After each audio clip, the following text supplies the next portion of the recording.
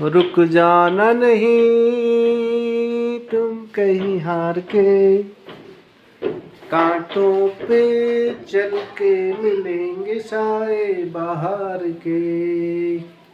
तो आज हम लोग देखते हैं board exam class 12 quick revision. तो चैप्टर्स के जो मेन टॉपिक है उनको हम कवर करते हैं, जिससे आपके क्वेश्चन गलत ना हो और आपको ऐसा ना हो कोई क्वेश्चन आपको छोड़ना पड़ जाए या कोई क्वेश्चन समझ में ही ना आए। तो सबसे पहला टॉपिक देखते हैं प्रतिरक्षा तंत्र। ये पार्ट 8 में है मानव स्वास्थ्य एवं रोग। तो जो सवाल बहुत ज़्यादा आए हैं उन्हीं की चर्चा हम करेंगे यहाँ पर। तो प्रतिरक्षा तंत्र 2013, 15, 17, 18, 19, 20, 22 लगातार खास तरह की एंटीबॉडी बनती है। क्या बनती है? एंटीबॉडी, या इसको कहते हैं प्रतिरक्षी। इसको प्रतिरक्षी एंटीबॉडी या प्रतिपिंड भी कहा जाता है। और इसका चित्र बनाने के लिए आता है। तो इसका चित्र कैसा होता है कि इसमें वाई शेप इसका होता है, वाई का आकार होता है, और ये बना होता है इम्यूनोग्लोबिन का। इम्यूनोग्लोबिन होती है, लॉन्ग चेन होती है, लॉन्ग चेन, और यहाँ पे ये दोनों कहलाती हैं शॉर्ट चेन, छोटी चेन होती हैं। तो इनके द्वारा इम्यूनोग्लोबिन के द्वारा ये बनती है प्रतिरक्षी, जो कि प्रतिजन जो भी बाहरी पदार्थ आते हैं, रोगाणु आते हैं, उनको ये नष्ट करने का काम करती है। ऐसे एंजाइम्स निकालती है, या इससे प्रतिरक्षी चिपक जाते हैं, या कुछ खास तरह के पदार्थ बनते हैं जिससे रोगाणु मर जाते हैं। तो ये कहलाती है प्रतिरक्षी। तो प्रतिरक्षा तंत्र दो तरह हो गया, विशिष्ट या उपार्जित प्रतिरक्षा, और दूसरा अविशिष्ट या जन्मजात प्रतिरक्षा।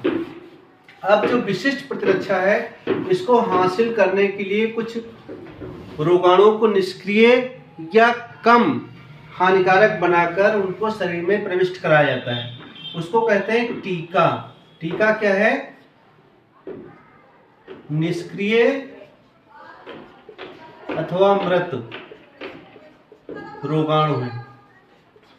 और ये रोगाणु जब शरीर में पहुंचते हैं तो इस रोगाणु के प्रति एंटीबॉडी बनती है, खास तरह की प्रोटीन बनती है शरीर में, जिसको कहते हैं एंटीबॉडी या प्रतिरक्षी।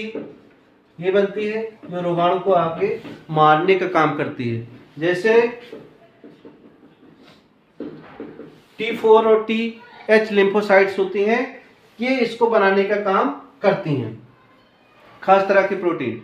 एक बार जैसे कोरोना का टीका किसी को लग गया तो उसके खिलाफ खास एंटीबॉडी शरीर में बन जाती है, और कोरोना का अगर वायरस आया तो उसको मार देती है। जो भी टीके हैं, ज़्यादातर टीके इंजेक्शन के तौर पे दिए जाते हैं, या पोलियो का टीका है जो ड्राप के तौर पे दिया जाता है।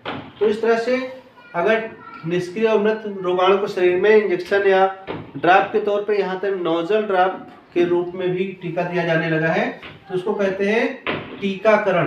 टीका लगवाने को कहते हैं टीकाकरण, या इसको कहते हैं वैक्सीनेशन। वैक्सीनेशन बहुत ही आसान टॉपिक है, इनको आसानी से आप समझ सकते हैं। तो टीका हो गया, प्रतिरक्षी हो गया।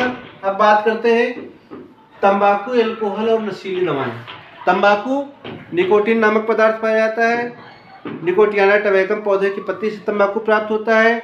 बीपी बढ़ाता है, कैंसर पैदा करता है, धूम्रपान से टीबी होती है, कैंसर हो सकता है। तो इस तरह की बातें हम आपको पिछले वीडियो में बता चुके हैं, आप इसको याद रखिए। एल्कोहल जो होता है, शराब जिसको कहते हैं, मदिरा कहते हैं, तो ये दिमाग के पिछले भाग को प्रभावित करता है, जो होता है सेरेबेलम। इससे व्यक्ति के संतुलन में दिक्कत होती है। आदमी जो है झूम के चलता है, लंगड़ा कर चलता है, पेशी संतुलन गड़बड़ हो जाता है। इस वजह से क्या होता है कि एक्सीडेंट होते हैं। और जो इसका दूसरा इफेक्ट होता है दिमाग के आगे वाले भाग पर, जिसको कहते हैं, क्या कहते हैं उसको? सबसे पहले इसको कहते हैं सेरिब्रम। सबसे आगे का भाग होता है सेरिब्रम या प्रमस्तिष्क, बुद्धि का केंद्र होता है, उसको ये प्रभावित करती है। तो बुद्धि को प्रभावित करता है, शरीर की गति को प्रभावित करती है शराब। तो इस तरह से दिमाग को भी प्रभावित करती है, खास तौर से लीवर को बहुत प्रभावित करती है। तो लीवर सबसे ज़्यादा, यकृत या लीवर सबसे ज़्यादा एल्कोहल से प्रभावित होता है। सवाल पूछा जाता है कि कौन सा अंग सबसे ज़्यादा प्रभावित होता है, तो आप बताएंगे लीवर, और लीवर खराब हो जाता है, सूजन आ जाती है, उसके बाद में लीवर में फैट जमा होता है, फैटी लीवर। उसके बाद में उसमें क्या होता है कि सिकुड़ जाता है, लीवर खराब हो जाता है और व्यक्ति मर जाता है। तो कई कारण होते हैं, व्यक्ति का नैतिक पतन हो जाता है, चरित्र गड़बड़ हो जाता है, इसको कहते हैं नैतिक पतन। तो बहुत से दुष्प्रभाव है सामाजिक तौर पे। नशा एक तरह से अभिशाप है, इसीलिए कहा गया नशा नाश का दूसरा नाम है। अब अगला देखते हैं नशीली दवाएं। ये नशीली दवाएं जो होती हैं इनके बारे में आपको डिटेल में बता चुके हैं। ओपिएट नारकोटिक्स, सेडेटिव दवाएं होती हैं। ओपिएट नारकोटिक्स जो अफीम से प्राप्त होती हैं, तो आप पुराना जो वीडियो है उसको आप देख सकते हैं, उसका नोट्स आप देख सकते हैं। इसके अलावा विभ्रमक कुछ पदार्थ होते हैं, भ्रम पैदा करते हैं, जैसे गांजा भांग लोगों को खुशी का एहसास झूठा दिलाते हैं, तो विभ्रमक कहलाते हैं। तो इस तरह की नशीली दवाएं होती हैं, इनका भी सेवन नहीं करना चाहिए, इनके बारे में भी आपको पढ़ना होगा, बताना होगा। अब देखते हैं कुछ बीमारियों के बारे में। इसमें डेंगू चिकनगुनिया के बारे में आपको पिछले वीडियो में हम बता चुके हैं, डिटेल में आप उसको देख सकते हैं। यहाँ पे जो डेंगू, चिकनगुनिया और जुकाम, ये 3 बीमारियां हैं, ये सब होती हैं वायरस से। बहुत आसानी से याद रख सकते हैं। डेंगू किससे होता है? तो डेंगू वायरस से। चिकनगुनिया किससे होती है? चिकनगुनिया वायरस से होता है। दोनों में बुखार आता है और दर्द होता है, सिर दर्द होता है, तो इस तरह की दिक्कतें होती है। जुकाम जानते हैं आप लोग, तो ये सब वायरस से होने वाली बीमारियां हैं। इनके बारे में बहुत ज़्यादा डिटेल आपको बताने की जरूरत है, इनके लक्षण आप ऐसे ही बता सकते हैं। अगला है टाइफाइड और निमोनिया। तो ये दोनों बीमारियां जो होती हैं जीवाणु द्वारा होती हैं। किसके द्वारा होती हैं? जीवाणु या बैक्टीरिया। टाइफाइड जो होता है, ये होता है साल्मोनेला टाइफी। इसके रोगाणु का नाम याद रखिए, साल्मोनेला टाइफी। तो टाइफाइड है, मियादी बुखार भी इसको कहते हैं, साल्मोनेला टाइफी जीवाणु से होता है। और निमोनिया जो होता है, निमोनिया होने का कारण कई हो सकते हैं। निमोनिया जो होता है हीमोफिलस इन्फ्लुएंजा द्वारा हो सकता है, या ये कोरोना वायरस से पोस्ट कोविड निमोनिया होता है, डबल निमोनिया होता है, दोनों फेफड़े प्रभावित होते हैं, तो वायरस से भी हो सकता है। इसके अलावा डिप्लोकोकस निमोनी, इसका जो डिप्लोकोकस न्यूमोनी, ये बैक्टीरिया का नाम होता है, इसके द्वारा निमोनिया होता है। अब बात करते हैं मलेरिया। मलेरिया में क्या है कि टाइफाइड में आंतें प्रभावित होती हैं, निमोनिया में फेफड़े प्रभावित होते हैं, इसमें दोनों में बुखार आता है, तो इनकी समुचित इलाज करना चाहिए। एंटीबायोटिक आती है इनके लिए, तो एंटीबायोटिक का उपयोग जीवाणु संबंधित बीमारियों के इलाज में किया जाता है। अब बात करते हैं मलेरिया। मलेरिया जो होती है मादा एनाफिलीज द्वारा फैलती है। ध्यान रखिए, बहुत बच्चे क्या बता देते हैं कि मलेरिया किससे होती है, तो कहेंगे मच्छर के काटने से होती है। बिल्कुल गलत हो जाएगा, क्योंकि मच्छर क्या करता है, मच्छर वाहक है, बीमारी को फैलाने का काम करता है। तो मलेरिया फैलती है मादा एनाफिलीज से। मादा एनाफिलीज इसको फैलाती है, मादा एनाफिलीज का वाहक है, और इसका रोग कारक है। रोग कारक इसका क्या है, उसको कहते हैं प्लाज्मोडियम। ये प्रोटोजोआ होता है, प्लाज्मोडियम। तो प्लाज्मोडियम मलेरिया का रोगवाहक होता है। अब अगला है अमीबाइसिस या पेचिस जिसको कहते हैं। तो पेचिस बैक्टीरिया से भी हो सकती है और अमीबा से भी हो सकता है, और इस अमीबा का नाम होता है एंट अमीबा। एंट अमीबा हिस्टोलिटिका। तो अमीबा ये नहीं होता, अमीबा से अलग हटके होता है, इसको कहते हैं एंट अमीबा हिस्टोलिटिका। इसके द्वारा अमीबाइसिस या पेचिस होती है। तो इसके बारे में रोगाणु का नाम आप याद रखेंगे, बाकी तो आप अपने से बना के लिख सकते हैं आराम से। आपको लक्षण मालूम है, पेचिस में क्या होता है, पेट दर्द होता है, आंव आता है, दस्त होता है, और खून पीने आता है इसमें। तो ये बीमारियां हो गई, चिकनगुनिया, डेंगू, 3 बीमारियां हो गई, 5 और 2 7 बीमारियां हो गई। इसके अलावा फील पाँव। फील पाँव का रोग कारक होता है वुचेरेरिया ब्रांकाइटिस। तो इसका रोग कारक होता है एक एसके हेलमिंथेस का होता है, हेलमिंथेस ये होगा।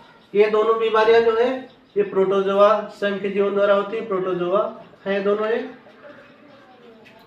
प्लाज्मोडियम भी और एंट अमीबा भी। और जो फील पाँव और एस्केरियासिस है, एस्केरियासिस क्या है, एस्केरिस से होती है, एस्केरिस से भी जो है हेलमिंथेस है, कीड़ा है, पेट में पाया जाता है।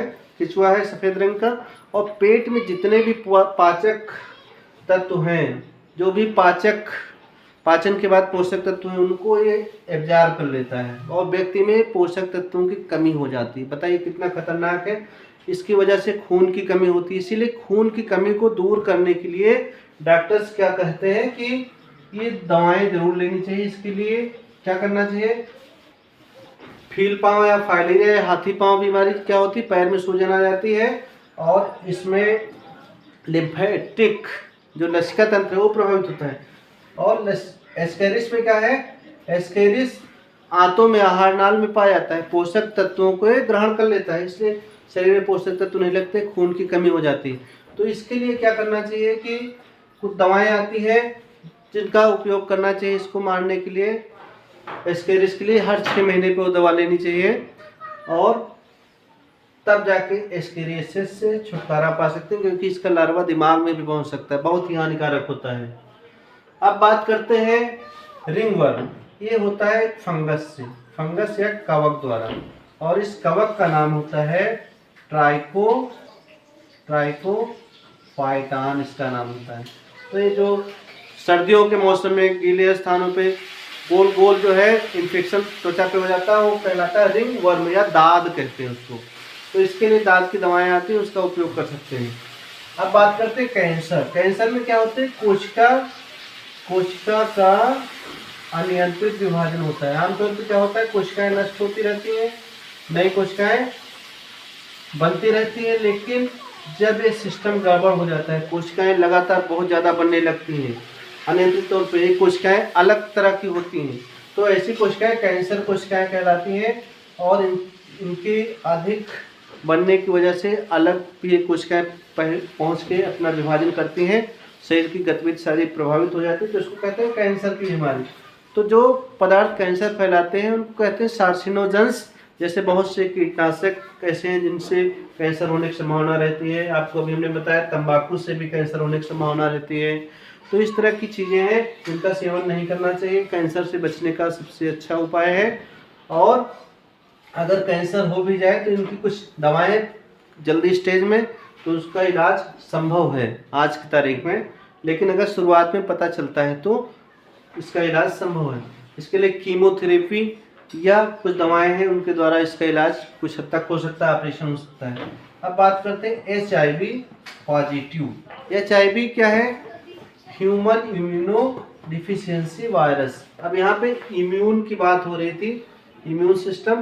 तो ये क्या करता है HIV, ये T4 और TH लिम्फोसाइट्स में बताया था, T4 लिम्फोसाइट्स को ये नष्ट करता है, लिम्फोसाइट्स को नष्ट करता है। इस तरह से जो HIV वायरस है ये प्रतिरक्षा तंत्र को नष्ट करता है, जिसकी वजह से क्या हो जाती है, कौन सी बीमारी, एड्स का पूरा नाम होता है एक्वायर्ड इम्यूनो डिफिशियंसी सिंड्रोम। मतलब इम्यून में ही कमी हो जाती है, डिफिशियंसी का मतलब कमी। तो प्रतिरक्षा में कमी होने से व्यक्ति में बहुत सी बीमारियां घेर लेती हैं, जिससे व्यक्ति मर जाता है।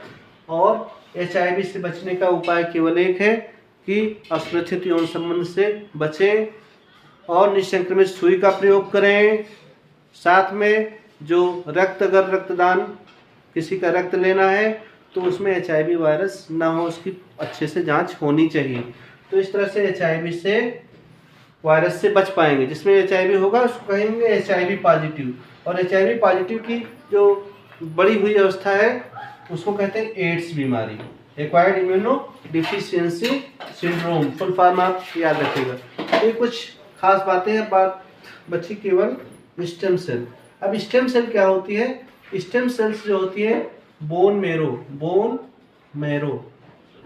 क्या है, हिंदी में कहते हैं अस्थि मज्जा।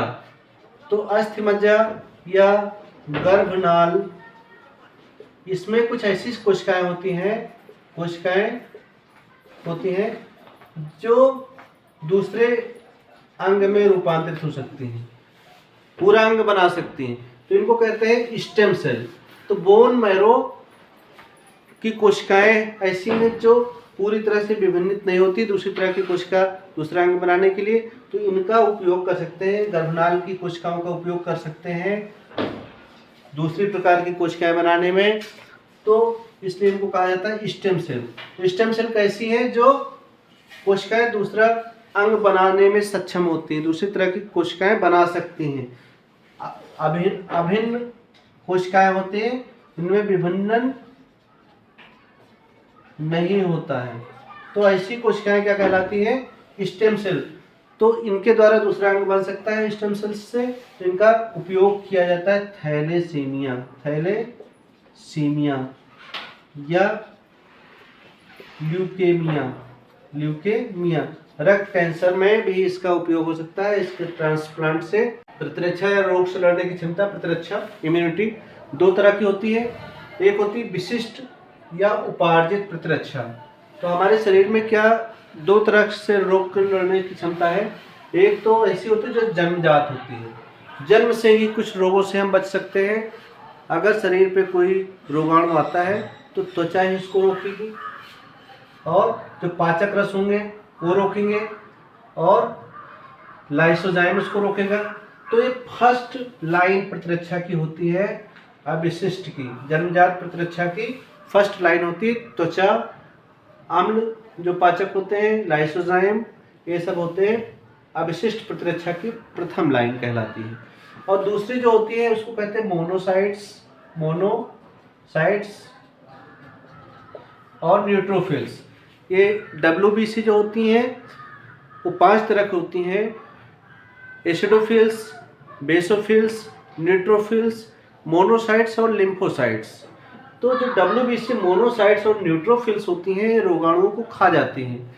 माइक्रोफेज कोशिकाएं भी ऊतकों की होती हैं, वो जीवाणु रोगाणुओं को खाने का काम करती हैं। तो अगर शरीर में ऐसे रोगाणु पहुंच भी जाते हैं तो दूसरी लाइन हमारी लड़ाई करने की होती है रोगाणुओं से। सेकंड लाइन वो होती है मोनोसाइट्स, न्यूट्रोफिल्स और माइक्रोफेज कोशिकाओं की, जो रोगाणुओं को नष्ट कर देते हैं। अब बताइए कि पहले तो इसके द्वारा मर गए, अगर पहुंच गए तो इनके द्वारा मर जाएंगे, लेकिन फिर भी अगर बीमारी शरीर में पहुंच गई रोग पैदा कर सकती है। तो इनसे बचने के लिए क्या होता है कि शरीर में कुछ विशेष तरह के निष्क्रिय या मृत रोगाणु शरीर में प्रवेश कराए जाते हैं। इसी को कहा जाता है टीका। क्या कहते हैं? इसको कहते हैं टीका, वैक्सीन। एक्टिव, इसमें अंतर आता है। तो एक्टिव प्रतिरक्षा क्या है कि अगर कोई टीका लगाया जाता है व्यक्ति में तो खास एंटीबॉडी बनती है, विशिष्ट या उपार्जित प्रतिरक्षा डेवलप होती है, तो इसको कहते हैं सक्रिय प्रतिरक्षा। लेकिन अगर किसी व्यक्ति में खास तरह की सीरम द्वारा एंटीबॉडी इंजेक्ट कराई जाती है तो उसको कहते हैं निष्क्रिय प्रतिरक्षा वाला काम होता है। तो इसका उदाहरण है टिटनेस का टीका। टिटनेस का जो ATS लगता है, ATS टीका लगता है, टिटनेस का टीका या रेबीज का टीका होता है। इसका प्रभाव बहुत कम समय के लिए होता है और इसका निर्माण जो होता है किसी दूसरे जीव में होता है। क्या होता है? दूसरे जीव में टीका डेवलप किया जाता है, डेवलप करते हैं।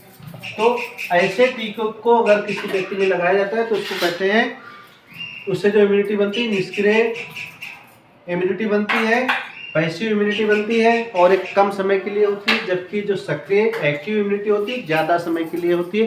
तो इसका अंतर भी कई बार